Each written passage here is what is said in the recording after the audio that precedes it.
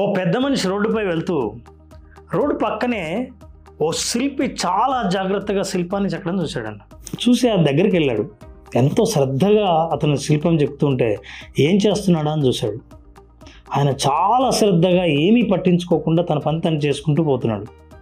పక్కనే అలాంటి శిల్పమే ఇంకోటి పడి ఉంది. ఆయన అడిగాడట, అదే మీకు రెండు కావాలా, సేమ్ ఇలాంటిదే చెక్కుతున్నారే అని. అప్పుడు ఆయన వెనక్కి తిరిగి చూసి, లేదండి ఒకటే అవసరము అన్నాడు. మరి రెండోది ఎందుకు చెక్కుతున్నారు అని. ఓ చిన్న లోపం ఏర్పడింది ఈ శిల్పంలో, అందుకనే రెండోది చెక్కుతున్నాను అన్నాడు. ఏం లోపం అబ్బా అని ఆయన మొత్తం వెతికాడు. ఈ పెద్ద మనిషికి ఎంత వెతికినా లోపం కనిపించలేదు. అప్పుడు అడిగాట, అవును నాకేం లోపం కనిపించలేదే అని. నేను జాగ్రత్తగా గమనిస్తే ముక్కు పైన ఓ చిన్న గీత పడింది అని అన్నాడు. ఓహో అవునా, ఈ విగ్రహాన్ని ఎక్కడ పెడుతున్నారు అని అడిగాడు. ఈ విగ్రహాన్ని ఊరు మధ్యలో 20 అడుగుల స్తంభాన్ని ఏర్పాటు చేసి ఆ స్తంభం పైన విగ్రహాన్ని పెడతారు అన్నాడు.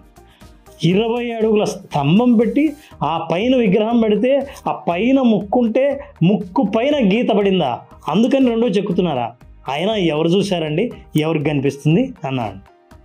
అప్పుడు శిల్పి ఆగి, నేను చూశాను, దేవుడు చూశాడు, ఇంకెవరు చూడక్కర్లేదన్నాడు. విన్నారా?